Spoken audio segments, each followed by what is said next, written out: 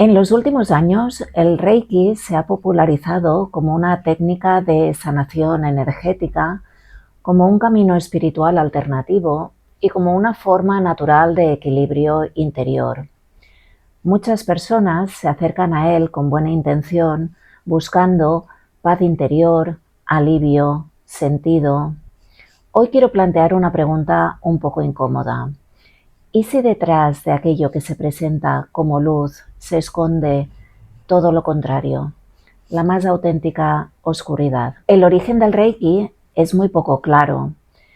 Se presenta como una técnica ancestral japonesa, atribuida a un supuesto maestro llamado Mikao Usui de principios del siglo XX, pero curiosamente es una historia muy poco documentada que solo se conoce en determinados círculos y que precisamente en su país de origen, en Japón, es prácticamente desconocida. O sea, que no nos encontramos ante una sabiduría ancestral contrastada, sino ante una práctica muy reciente exportada a Occidente. El Reiki se promueve entre sus seguidores mediante una especie de relato conspiratorio, de manera que se dice que el sistema está en contra de esta técnica porque las farmacéuticas perderían mucho dinero si esta técnica se conociese. Este discurso es muy peligroso porque refuerza una mentalidad de persecución, un cierto sentido de élite espiritual incomprendida y una desacreditación total ante cualquier crítica objetiva que se pueda hacer hacia esta práctica. Detrás de esta práctica también hay un modelo de negocio, cursos por niveles, iniciación de pago, maestros certificados. Cuanto más evolucionas, más pagas. Evidentemente, detrás de un camino espiritual no hay ni diplomas ni pagos. Pero ¿qué espiritualidad hay detrás del Reiki? El Reiki habla de la energía universal, pero no explica qué es esta energía, cuál es su origen, ni a qué se está abriendo la persona. De hecho, no es ni budismo, ni sintoísmo, ni por supuesto cristianismo. Es como una especie de espiritualidad difusa sin un marco teológico y ético claro. En el Reiki se utilizan unos símbolos y unos rituales que el practicante no sabe exactamente qué significan.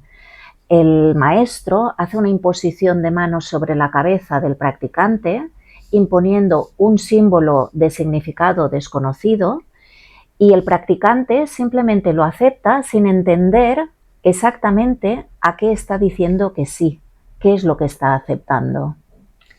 Algunas señales de alerta. Algunas personas refieren rechazo en el momento de la imposición del símbolo en la cabeza. Es un rechazo natural, espontáneo.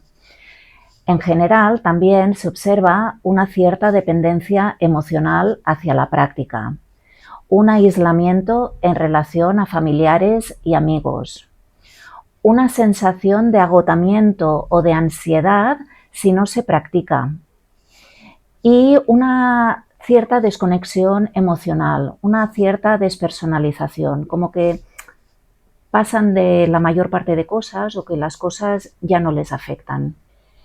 Si buscáis testimonios en las redes, en las páginas sobre Reiki, sobre terapias alternativas, podéis encontrar testimonios de personas que explican pues, que han sufrido ataques de pánico, crisis de ansiedad muy fuerte, pensamientos intrusivos, sensación de vulnerabilidad máxima o de pérdida de control, desconexión emocional, incluso depresión leve, y sensación de dependencia hacia la práctica para sentirse bien.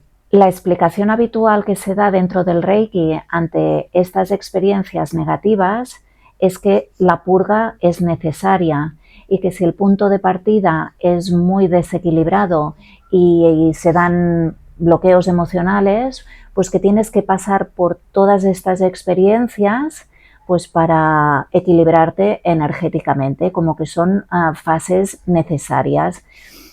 Y eso es muy peligroso, porque quiere decir que cuando la experiencia, cuando la sintomatología es negativa, se interpreta positivamente. Entonces, ¿cómo se puede distinguir lo que es una alerta de lo que es un progreso? Para el Reiki, tanto sentirse bien como sentirse mal es una prueba de que la técnica funciona bien. Entonces, cuando una técnica no puede fallar, tampoco se puede cuestionar. A estas experiencias anómalas, desde la psicología, diferentes autores, algunos de los cuales podéis encontrar abajo en la bibliografía, explican que no se pueden explicar desde la propia psicología o cultura y se abren a la posibilidad de que hayan agentes o realidades no conocidos por la ciencia actual. Desde el ámbito espiritual y religioso, estas experiencias tienen nombres e interpretaciones diferentes según la tradición religiosa. Por ejemplo, en el cristianismo se habla de demonios y Satán. En Occidente se está produciendo actualmente que cada vez hay más personas que acuden a los exorcistas oficiales de la Iglesia, tanto si son creyentes como si no, en búsqueda de ayuda para liberarse de estas experiencias perturbadoras que padecen.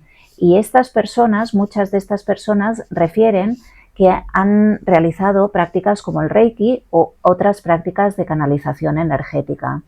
Esto es una realidad creciente. En conclusión, no es oro todo lo que reluce, ni ilumina todo lo que brilla.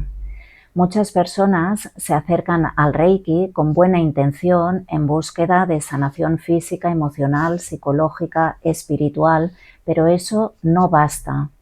Cuando una práctica nos abre mediante rituales a no sabemos exactamente el qué, cuando además cualquier malestar se interpreta como una señal positiva, cuando nos genera dependencia emocional y física y aislamiento social, conviene detenerse y reflexionar.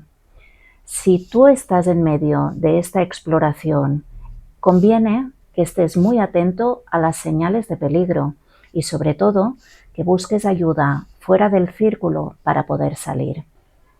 Explorar la espiritualidad puede ser enriquecedor, pero no todo lo espiritual es positivo.